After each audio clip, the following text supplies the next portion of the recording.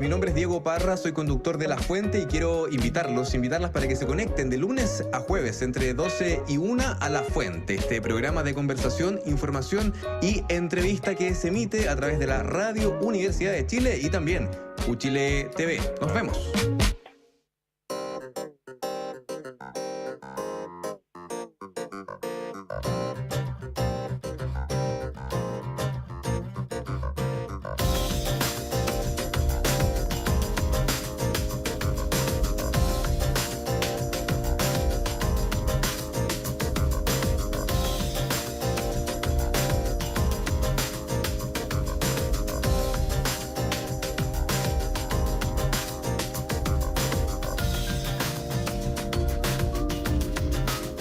Estamos ya de vuelta en Política en Vivo y vamos a tener el gusto de compartir esta segunda parte de nuestro programa con el académico del Departamento de Estudios Políticos de la Universidad de Santiago, doctor en Ciencias Políticas, Marcelo Mella. Gusto de saludarte, Marcelo. Bienvenido. ¿Cómo has estado? Hola, Felipe, ¿qué tal? Bueno, aquí impresionado tanto movimiento en la política local e internacional, así que entretenido está con seguridad. Y yo en lo personal volviendo de vacaciones, así que estoy bien. Estamos en lo mismo, Marcelo, agotados ya de los 2 primeros días hábiles. Yo necesito vacaciones al tiro, me quiero ir. Sí, igual, estoy con la misma. Oye, Marcelo, además que la contingencia es tan intensa. Hoy día lo que ha producido es que se consumó la revelación de una falsedad por parte de la oficina del presidente electo y el propio presidente electo, pero además él rompió relaciones de facto en el sentido que se suspendieron todas las reuniones de traspaso de información para la instalación del nuevo gobierno. Así que la situación está muy tensa. ¿Cómo la analizas tú? Mira, yo creo que Antonio Kast, el presidente electo, tiene buenas razones para él particulares para hacer esta puesta en escena antes del viaje a Estados Unidos, donde se reúnen todos los presidentes de América Latina en esta cosa que Trump organizó que se llama la Escuela de América y que reúne a los amigos del club de la derecha dura de la región. Y obviamente la posición de Kast como presidente electo es más cómoda si da una señal de ruptura con la administración saliente. Por otra parte, creo que hay razones de política interna de las que se ha hablado muy poco, Yasna, y que tiene que ver con polarizar el debate en el Congreso, porque lo que hemos escuchado y visto hoy tiene efectos sobre la posibilidad de aprobar algunos de los proyectos de ley en trámite que se encuentran en segundo trámite legislativo. Uno de ellos es la reforma del sistema político, que a decir verdad está bastante deslucido con la discusión de comisión, pero de todas maneras, como ese proyecto, hay 3 o 4 proyectos enviados por el Ejecutivo que seguramente van a tener grandes dificultades para poder ser votados esta semana. Entonces tiene efectos internos y tiene efectos también ya en la elección de la futura mesa del Senado y de la Cámara de Diputados, porque evidentemente en un contexto de alta polarización, la fractura entre los partidos de Chile Vamos y la derecha más dura tiende a desaparecer. En un escenario donde la conversación es más líquida entre la administración saliente y la entrante, obviamente crece liderazgos dentro de la derecha. Kaiser, que hoy día, advirtiendo este panorama, que le quita espacio a él, salió a hacer unas declaraciones que capturaron cierta atención respecto a los vínculos del ministro de Defensa del gobierno entrante, con la empresa que se adjudicaría la licitación, el proyecto del cable chino. Exactamente. Entonces, te das cuenta que tiene efectos internos y externos.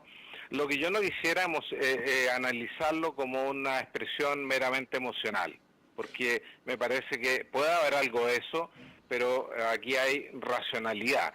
Si esto tiene efectos que el presidente electo espera o no, ese es otro cuento, pero hay un diseño, hay una racionalidad, y creo que el primer momento de este diseño es de Claudio Alvarado, que fue muy categórico ayer saliendo a la reunión con el actual ministro del Interior, y dice que derechamente que el presidente Kast mintió, faltó a la verdad.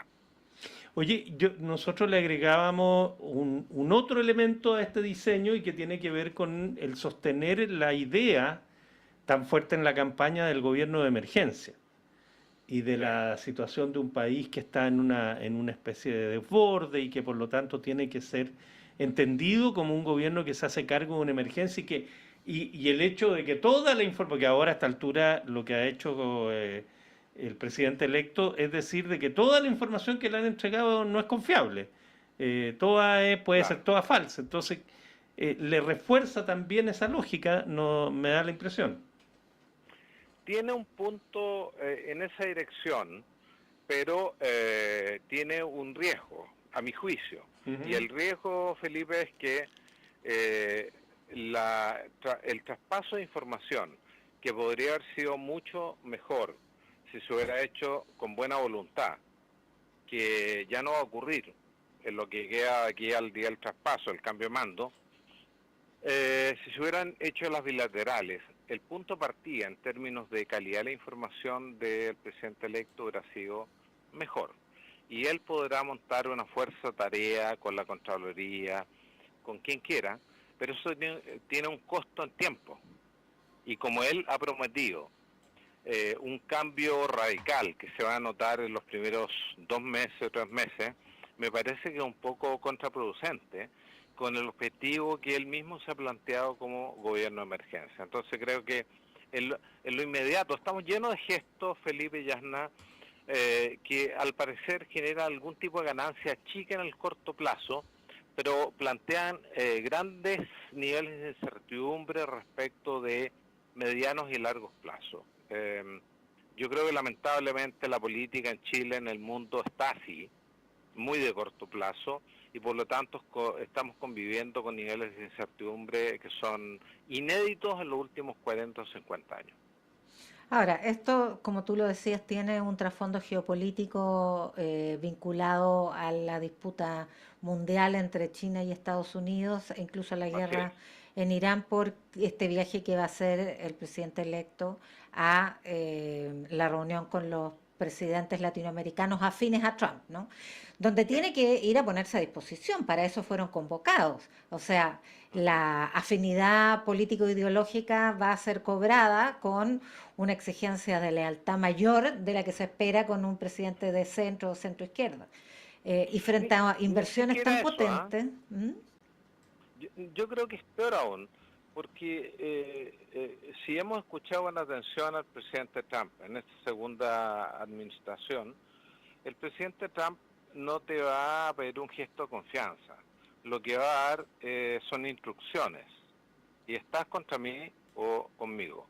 Entonces, el riesgo de aparecer el presidente Kast como un presidente de una estructura de vasallaje en América Latina es muy alto.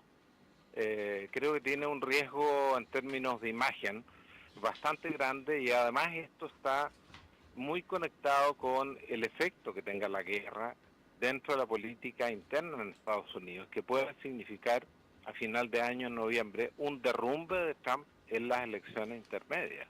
Creo que el riesgo que asume Kast al incorporarse, entiendo que no puede hacer otra cosa, él fue presidente de esta organización internacional conservadora que reúne a líderes radicales, y no va, digamos, a renegar de eso ahora, pero tiene un riesgo importante. Entonces yo creo que hay que esperar cómo se va desarrollando esto, porque lo que aparece como ganancias de corto plazo, Yasna, perfectamente, si tú miras la adhesión de Trump, cómo ha bajado los últimos 6 meses, es una cosa impresionante. Incluso hay crítica esta semana de MAGA, el movimiento que lo impulsó a esta segunda presidencia, que son brutales respecto de las razones y motivaciones para la guerra. se habla, yo escuchaba a un comentarista político famoso en Estados Unidos ayer, que es un referente en MAGA, y la pregunta era si era una guerra que respondía al interés nacional de Estados Unidos o era una guerra ordenada por Netanyahu. ¿Te das cuenta? Entonces hay que mirar con cuidado. Marco Rubio, perdona, ya no te cedo la palabra inmediato. Marco Rubio de alguna manera le da la razón a ese comentario porque dijo que en realidad esto había sido impulsado y apurado por decisión de Israel. Así es. El comentarista es Tucker Carlson, que es vastamente conocido por la fanaticada de Trump más ideológica. Ahora, Marcelo, en ese contexto, la encrucijada para José Antonio Kast y su gobierno frente a uno de los sectores más leales y a los cuales le presta mayor atención, que es el empresariado nacional, es mayor porque, por una parte, le debe lealtad a su gran amigo Donald Trump, tiene coincidencias ideológicas con sus postulados, pero por otra parte también le debe lealtad y debe apoyar los intereses del empresariado nacional, que tiene importantísimas inversiones en China y de China en Chile. Así es. No es tan simple la definición. Yo creo que Chile no puede caer en una lógica de vasallaje con Estados Unidos, porque el tamaño de la economía en Chile y la dependencia de múltiples mercados compradores para Chile es condición sine qua non para tener alguna posibilidad de recuperar el crecimiento. Es decir, no somos un país que pueda vender a una sola potencia. Y si en el corto plazo Kast decide romper relaciones o debilitar las relaciones con China, no solamente se va a echar encima a sectores importantes del empresariado y de los agricultores. Piensen ustedes en los agricultores que exportan a China de la séptima, de la sexta región, no, de O'Higgins, Maule, estoy pasado moda, y que evidentemente podrán tener una coincidencia ideológica con Kast hasta que eso no afecte la viabilidad de mi negocio. Entonces, creo que hay un puzzle, una encrucijada, como tú dices, Yasna, que es muy compleja de resolver, que no es de soluciones fáciles. Da lo mismo que la presidenta del Partido Republicano haya ido a China.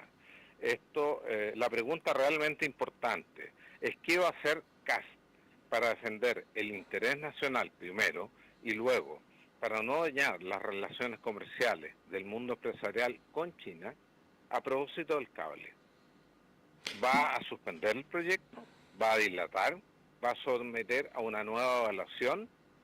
Pero tengo la impresión de que más allá del escándalo que pueda hacer el gobierno entrante, por la información que le pasó el presidente Boric, la verdad es que va a tener que, más tarde o más temprano, va a tener que darle viabilidad al proyecto del cable, y si no, va a tener los costos comerciales que se prevén por el debilitamiento de los vínculos comerciales con China. O va a tener que cambiar al ministro de Defensa, ¿no?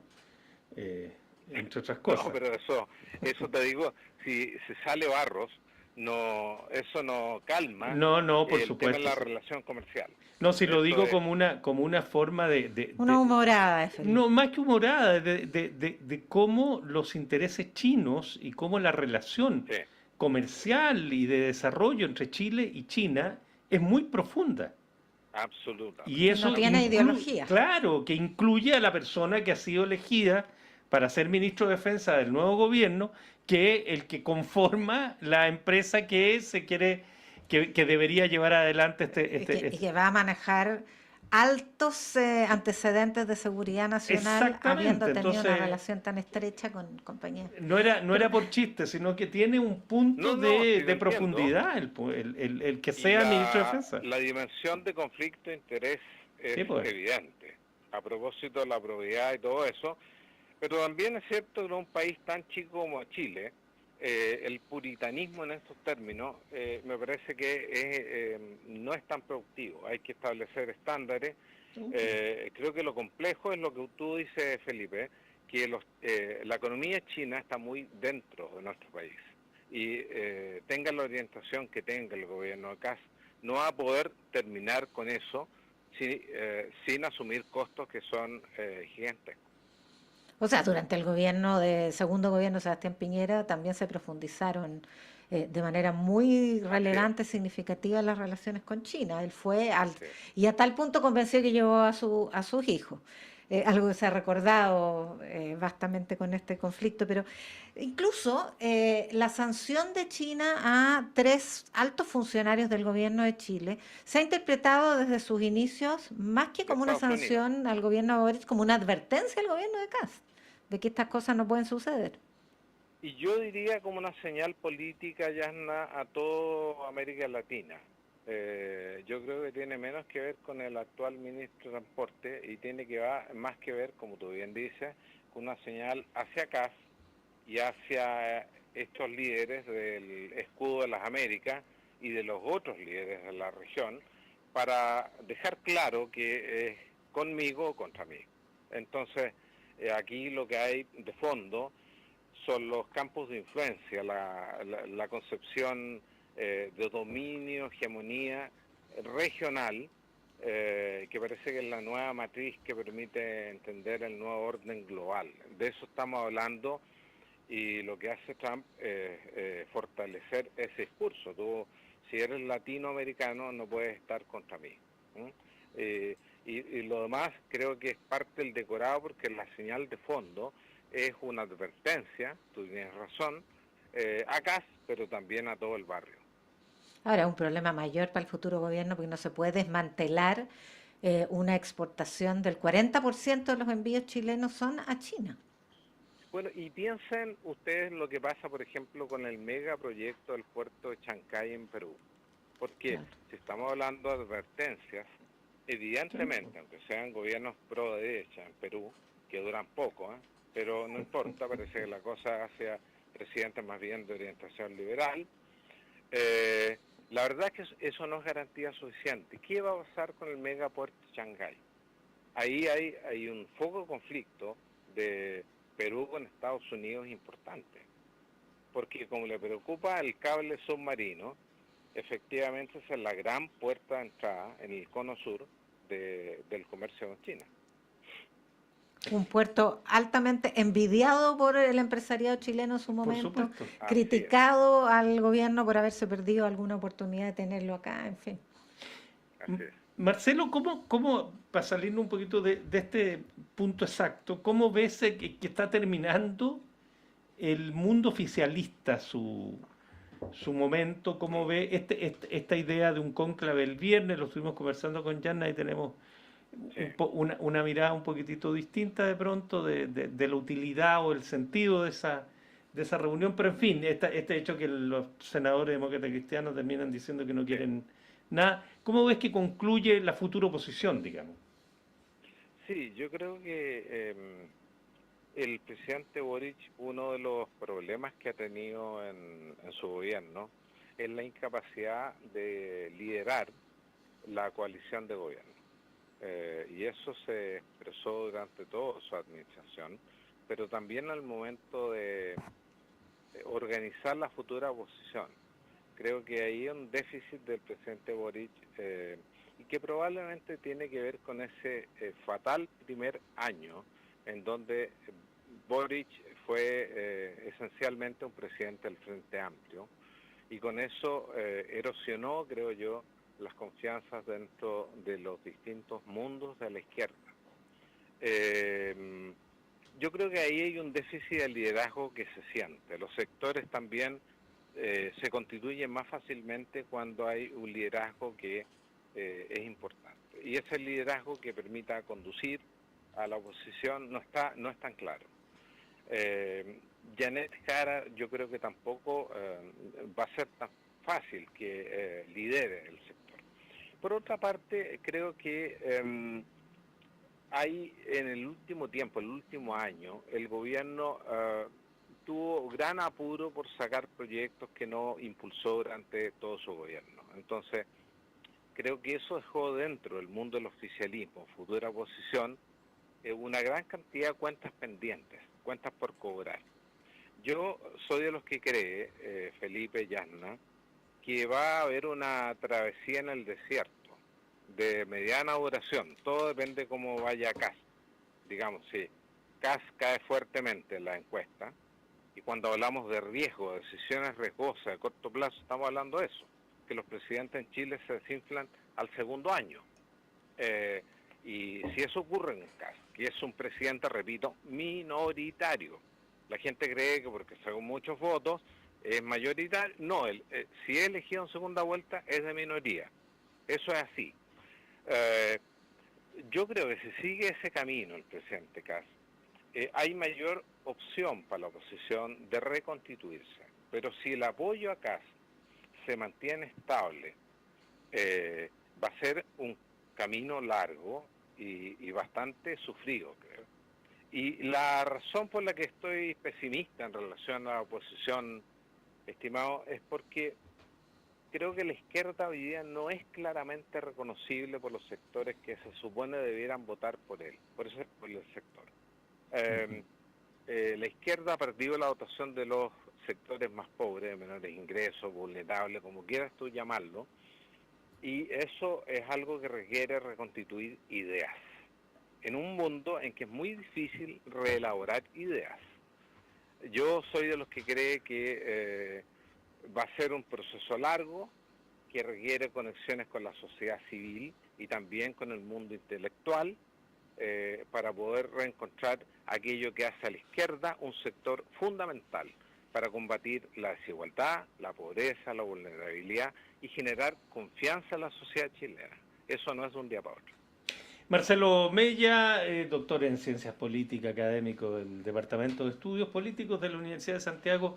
Como siempre, Marcelo, un gusto conversar contigo. Muchas gracias por la gentileza. Me hubiera querido conectar por el canal, por televisión, pero mi computador me abandonó. Sigue de vacaciones. Así sí, que pero te pusieron una foto que te ves como de 14 años. No, pero esa foto es mala propaganda porque es como de la primera comunión, ¿no? Un poquito después, digamos que de la confirmación para los que son católicos. Gracias, Marcelo, un gusto saludarte. Que estén bien. Que estés muy bien, Marcelo. Adiós. Ya, y nos vamos. Tania González y Fernando Sepúlveda han estado en la producción periodística, Patricio Núñez y Ariel Acevedo en la puesta.